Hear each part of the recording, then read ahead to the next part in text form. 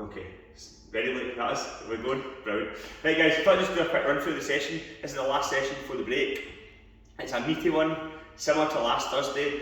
I know I said last week we won't be able to do reverse lunges for a while because it's a wee bit tight space-wise at the 6:30 class, but I think I've worked out a way to get them in because they are one of my favourite exercises. So we're going to start the stag bar.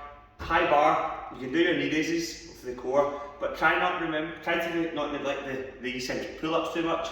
I've got Blake doing these a few 10 minutes ago, did well with them. So remember the basics of it, okay? If you start back here, right, when you jump, you're going to create a swing, which is going to be harder. So when you're going to do your jump, you want to be directly below the bar, so you're just going to shoot straight up. That way there'll be less swinging. If you remember as well, at the last block, or a few blocks ago I said, if you put your one leg out in front of you to begin with, it helps engage the core. One of the main things the core does is stabilise, okay, so it will help stabilise you, you'll be less likely to rock. So remember, it's all about jumping up, jump, that leg out there will help stabilise you.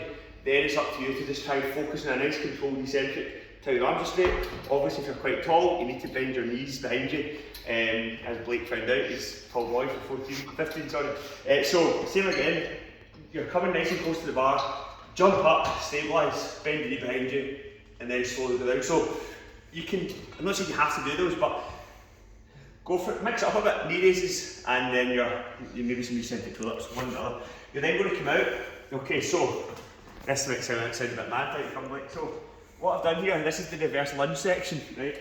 Obviously last week we had 5 racks out, we needed a 6th at the 6:30 class, got a bit tight space-wise, so I've changed it about a bit. There's now 7 racks, because obviously reverse lunges takes longer, I understand that, because it's 2 legs you need to do. So 7 racks. I've created these cones here, these are the safe spaces, right? So the rule is, if someone is doing reverse lunges, do not walk. These are the no walk zones, don't walk into this zone. Because obviously reverse lunges, what we're doing is quite advanced, so I understand that. Group training, get everyone doing reverse lunges with all these racks and stuff. But it's worthwhile because it's really good, right? But we have to have a real way of safety. So obviously with reverse lunges, the main issue is people are stepping back. You might forget they're stepping back, you trip over them, they've got a bar in the back, it could be dangerous. So don't walk in the conal area when someone's got this. So for example, if I'm doing my squats or my reverse lunges, I'm grabbing the bar, you can come out a bit like if you need to, and this is my area here.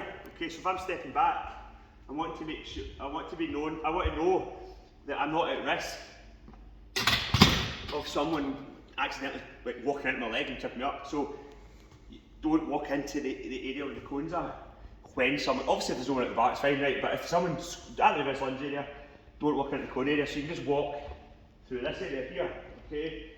If you get to here, you keep going, like, if you get to here and the class is still busy, or there's a rack, don't walk through. You're just going to have to either have to wait until they're done, or obviously if there's a rack free, hopefully there will be, just walk round the non-danger area. So you just walk round, okay? And then if you need to get to one of the racks at the far side.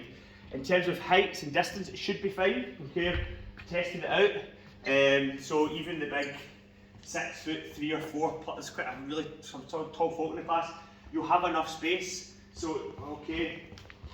This one looks like it might be a bit tight because of this, but it's not. I'm 6'1". If you're 6'2" or 3", I'm sure you'll still be fine. I'll just demonstrate. As long as you don't step back too far before you start, right? If you're just standing up, ready to go, there's plenty of space, as you can see. Okay, so there's plenty of space for anyone. Obviously, though, if you start way back from the rack, you've got less clearance. So you don't need to do that. So just be aware of that when you're doing it. And I'm just hoping this will make this much smoother and much safer for everyone. And then you just walk around and on the way back, just be aware of where everyone is. Okay, so it's all about spatial awareness when we're getting this adventurous for some of the sessions. Then you're going to come over, we're just going to do a bit of floor work. I've not done a lot of floor work, but we'll do a bit more of it after the break. So we're going to do side plank, thread the needles. Okay, so you can just go into, we'll go into your forearms with this one, okay? Bring up the arm, and then just come through, then reach up, and then through again. You can do this extended arm if you want, okay? You can bring your hip down as well if you want, and do side bends instead of a thread the needle. So it's up to you. You can either rotate through and then up, or you can just do side bends and then push through. But if you do the side bends, really focus on getting movement from purely the hip then back up. The reason I'm giving you the option there is because you've also got an option at the next exercise of bicep curls and renegade rows. So if you're doing the side plank with your arm extended right into the renegade rows, it's two wrist exercises back to back, it might get a bit strained. So if you're wanting to do the bicep curl over there, I would suggest you just go for the extended arm one. Okay, just to give a bit more range to the movement as well. Really brings in, really helps target the obliques a wee bit. So that's the dumbbell bicep curls or renegade rows. So that's that section, 4 exercises. You're just going to work your way around the 4. We're looking for slightly higher reps maybe on the reverse lunges, maybe 6 to 8 reps. Do one leg then the other, as opposed to swapping every leg, every rep. Spoke a wee bit, mentioned it briefly, I don't know if I mentioned it in an email, about the bilateral deficit. That's something that basically essentially means that once your balance is not an issue, you should be able to lift more, doing reverse lunges, more than 50% of like your squat, for example. Okay, so if you squat 60 for reps of 5, you should manage more than 30 kilos for reverse lunges, assuming you're feeling as though you're not moving about too much and your balance isn't the limiting factor. The other section will go up. So we've moved things about a bit. There's your lovely bench press section in there.